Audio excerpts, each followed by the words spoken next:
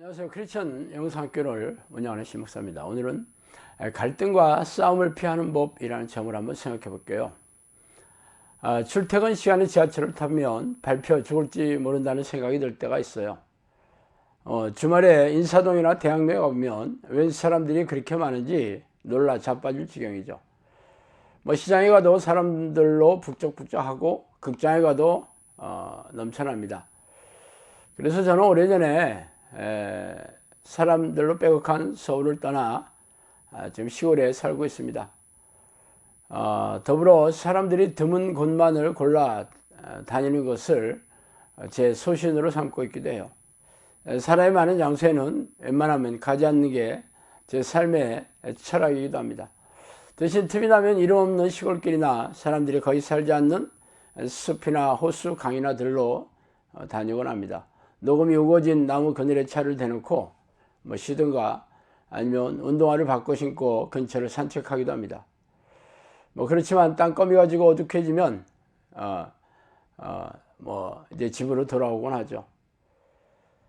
시끄러운 소리와 관심을 끌려는 온갖 피곤함을 피해 떠나가지만 역시 돌아오며 또 그것을 다니며 그렇게 반복하면서 삶을 그래 살고 있어요.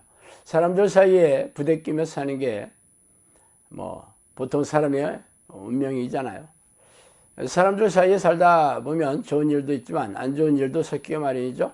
툭하면 상처로 바뀔 수이며 심하면 사는 맛을 잃고 우울증에 걸리고 자살을 시도하는 사람들도 있습니다.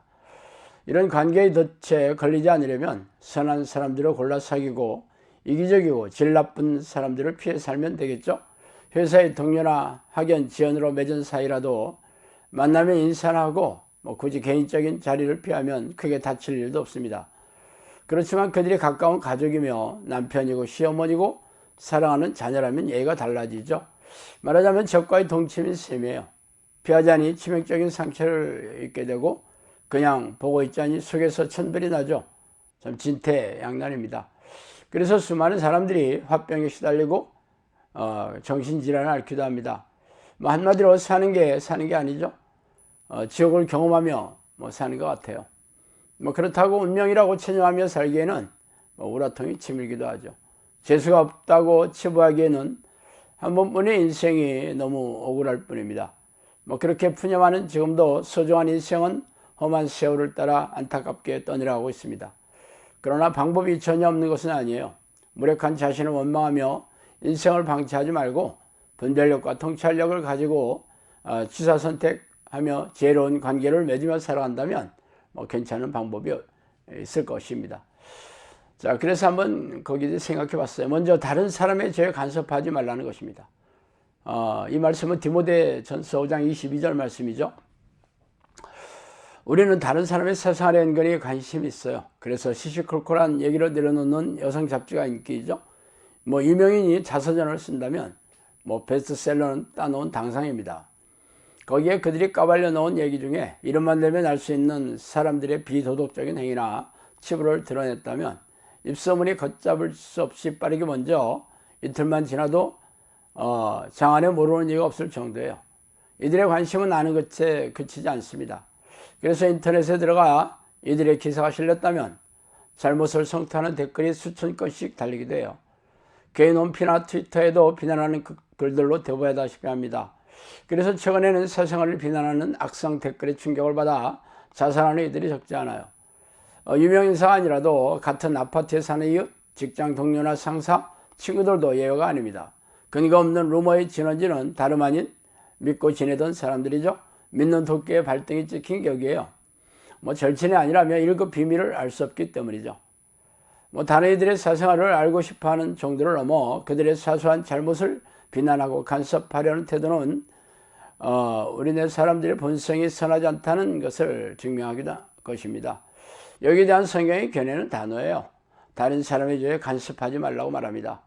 예수님은 여기 한술 더 떠서 내 눈 속에 들보가 있는데 다른 사람의 티끌을 빼라고 하는 것은 이중적인 성례를 드러내는 그런 위선적인 성품이라고 말하죠. 다른 사람의 죄에 간섭하는 행위가 나쁜 이유는 이기적이고 가증한 성향을 드러내는 행위에 지나지 않을 뿐 아니라 불행의 빌미를 제공한다는 것에 있어요. 자신의 죄를 지적하는 사람 앞에서 잘못을 깨끗이 인정하고 과오를 반복하는 이들은 거의 없습니다. 설령이 싸손치더라도 어쩔 수 없는 상황이 이기에 꼬리를 내리고 있는 경우가 다반사예요. 공원에서 버젓이 담배를 피우고 있는 고등학생들에게 지나가던 노인이 한마디 했다면 곧바로 무슨 일이 생길지 안 봐도 비디오예요. 그래서 자신과 상관없는 일에 간섭하지 않는 게 장수의 비결이라는 분위기가 대세인 이유입니다. 우리가 잘못을 지적하고 죄를 간섭하는 대상은 대부분 가족이죠. 시어머니, 남편, 아내, 시누이 등을 생각해 보세요. 이들과의 관계가 악화된 이유는 상대방의 잘못을 실수 없이 지적하고 다그치고 비난하기 때문이죠. 그렇지만 잘못을 지적하는 이들이 누구이든 간에 당하는 사람 입장에서 보면 공손한 태도를 보이는 것에 한계가 있죠. 자신의 평안한 삶과 밀접한 관계가 있기 때문에 방어기제가 작동해서 막장으로 치지 않는 싸움의 서곡을 올리게 되는 것입니다. 그 다음부터는 가속도가 붙어 걷잡을 수 없는 속도로 맞부딪혀 좋았던 관계가 갈갈이 찢어지게 되죠. 시작이 되면 멈출 수 없어요. 이를 예방하는 최선의 방법은 시작하지 않는 것입니다. 이 성경 말씀처럼 다른 사람에게 죄에 간섭하지 않는 것이에요. 그렇다면 악한 일을 보고도 더러운 것을 본 것처럼 몸을 숨기며 보신주의를 택하는 것이 선한 행위일까요? 물론 그건 아니겠죠. 성경에서 말하는 죄의 범주는 자신을 포함한 여러 사람들의 생명에 위험을 주는 행동을 하지 않는 범위에서입니다. 그렇다면 고등학생이 담배를 피우는 일은 간섭할 범위에 들어가지 않겠지만 연약한 여인이 성폭행을 당하는 처지라면 신속하게 막아야 할 범죄에 들어가겠죠. 시어머니의 말과 행위가 마음에 들지 않더라도 자신에게 위험하지 않다면 자존심이 상하는 정도는 참고 견뎌야 합니다. 남편이나 아내의 사이에도 이 원칙이 가장 지켜지기 어렵겠죠. 그래서 부부 사이가 원만한 관계를 유지하기가 힘듭니다. 어쨌든 성경에서 말하는 이 원칙은 사람 사이의 갈등을 피하고 평안한 관계를 유지하는 데 아주 중요해요. 자존심을 참고 견디는 것보다 더 힘든 것은 사랑하는 사람들과의 관계가 악화되어 회복할 수 없을 정도로 삶이 고통스럽다는 게 있죠. 성인이 된 상대방의 잘못을 가르치는 것은 거의 불가능합니다. 그러므로 쓸데없는 다른 사람의 죄에 간섭하지 않고 가까운 가족들의 잘못을 비난하는 태도를 버린다면 최소한의 평안한 삶을 유지할 수 있을 것입니다. 자, 두 번째로는 다른 사람의 삶의 방식을 존중해 주라는 것입니다. 세상에는 이해할 수 없는 행동을 하는 사람들이 적지 않죠.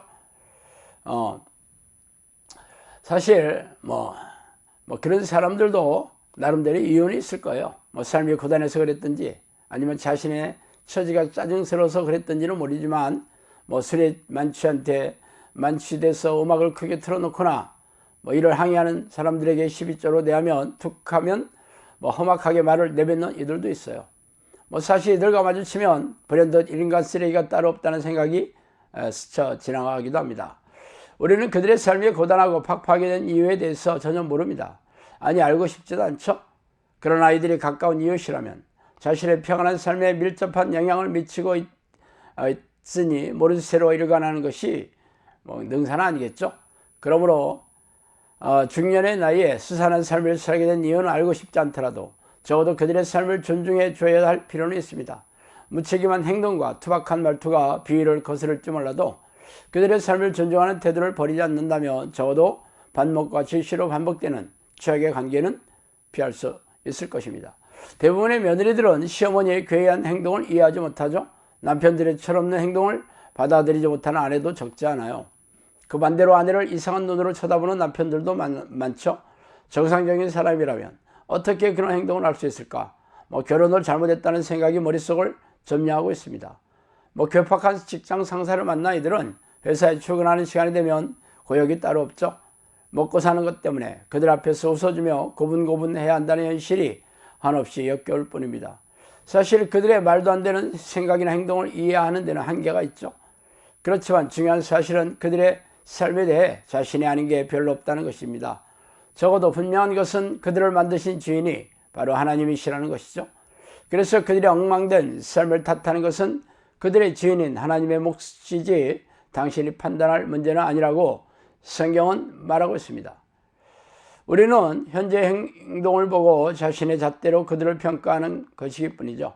그렇지만 그들의 행동의 원인이 되는 이전의 삶에 대해 우리가 아는 게 별로 없어요. 시어머니의 행동이 사나운 이유가 되는 그분이 살아온 사나운 날과 험악한 인생에 대해 우리는 알지 못합니다.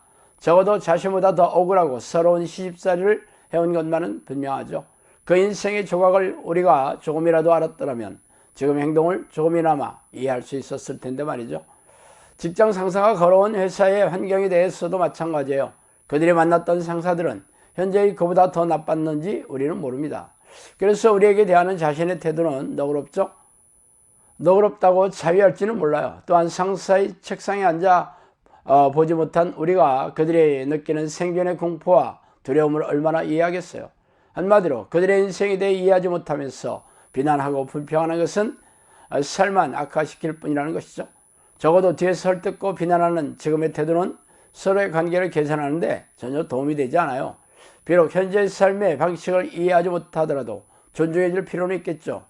이해하고 배려하고 불쌍히 여기는 태도는 어려울지 몰라도 그들이 살아온 인생을 존중하는 마음을 조금이라도 갖는다면 원인 모를 분노와 끝없는 짜증은 즉시 사라지게 될 것입니다. 물론 쉽지는 않아요. 그렇지만 그들의 죄인이 바로 하나님이시라는 것을 알고 있다면 그들의 삶 또한 존중하는 일도 그리 어렵지 않을 것입니다. 그렇게 해야 하는 이유는 그들을 위해서가 아니라 바로 자신의 평안한 삶을 위해서죠. 자신이 할 수 있는 일을 하지 않으면서 주어진 삶이 괴롭고 고통스럽다고 푸념하는 것은 어리석고 미련한 자의 녹두리일 뿐입니다. 평안한 인생은 저절로 찾아오는 것이 아니기 때문이죠. 자, 오늘은 여기까지 하겠습니다. 감사합니다.